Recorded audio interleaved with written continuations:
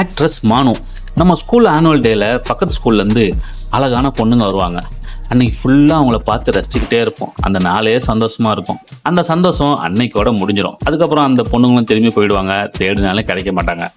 அதே கதை தாங்க நம்ம காதல் மன்னன் படத்தில் நடித்த திலோத்தமா என்ற மானு. அப்புறம் நம்ம விவேக்குக்கு ஜோடியாக நடித்தாங்களே நித்யா மதானி, இவங்களையும் சொல்லலாம். இவங்க 2 பேருமே ரொம்ப அழகாக இருப்பாங்க. இதில் நித்யா மதானி சேத்து பொண்ணு மாதிரி இருப்பாங்க.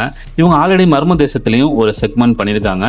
மர்ம தேசத்துக்கு அப்புறம் இவங்க டைரக்டாக படம் நடித்தது விவேக்கு ஜோடியா காதல் மன்னன் தான். ஆக்ட்ரஸ் மானு அசாம் பொண்ணுங்க. அசாமில் தேயிலை மட்டும் மேனுஃபேக்சர் பண்ணுறது இல்லை, இந்த மாதிரி அழகான பொண்ணுங்களையும் மேனுஃபேக்சரிங் பண்ணுறாங்கன்னு இவங்களை பார்த்ததுக்கு அப்புறம் தாங்க தெரியுது. குடும்பமே டாக்டர் குடும்பம். அந்த பொண்ணுக்கு நடிக்கிறதுல விருப்பமே இல்லை. நம்ம நடிகர் விவேக் இருக்காரு, விவேக் இவர் ஒரு ஃபங்க்ஷனில் இந்த பொண்ணு பரதநாட்டியம் ஆடுறதை பார்த்து பிடிச்சி போய் இந்த பொண்ணை எப்படியாவது நடிக்க வைக்கணும்னு கெஞ்சி கூத்தாடி கூட்டிட்டு வந்திருக்காரு நம்ம தமிழ் சினிமாவுக்கு. ஏன்னா இவர் நம்ம சரண் கிட்ட அசிஸ்டண்டா ஒர்க் பண்ணாராம் காதல் மன்னன்ல. ஒரு புதுமுகம் தேடிக்கிட்டு இருக்கேன், நல்லா ஃப்ரெஷ்ஷான ஃபேஸ் தேடிட்டு இருக்கேன்னு சொல்லவும் இந்த பொண்ணை எப்படியோ கம்பல் பண்ணி சம்மதிக்க வச்சு நடிக்க வச்சிருக்காரு. ஸோ நம்ம மானு நித்யா மதானி இவங்க 2 பேருமே இந்த படத்துக்கு அப்புறம் தமிழ் சினிமாவுக்கு பை பை சொல்லிட்டு போயிட்டாங்க. நம்மளெல்லாம் தவிக்க விட்டு போயிட்டாங்கன்னே சொல்லணும். ஏன்னா காதல் மன்னன் படத்தை பார்த்துட்டு கண்டிப்பா பெரிய நடிகர்கள் எல்லாருமே மானுவை புக் பண்ணணும்னு நினைச்சிருப்பாங்க. ஏன்னா அவங்க அழகு அந்த மாதிரி.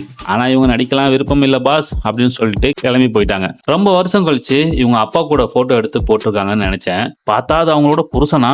சத்தியமா இது முன்னாடியே நம்ம ஊர் பசங்களுக்கு இவரை தான் கல்யாணம் பண்ண போறாங்கன்னு தெரிஞ்சிருந்ததுன்னு வச்சுக்கோங்க, காதல் மன்னன் படத்துல வர்ற மாதிரியே நிச்சயதார்த்தத்தோட அந்த பொண்ணை தூக்கிட்டு வந்திருப்பாங்க நம்ம ஊர் பசங்க. ரொம்ப வருஷம் கழிச்சு திருப்பி தமிழ்ல ஒரு படம் நடிச்சாங்க. அது பெருசா போல.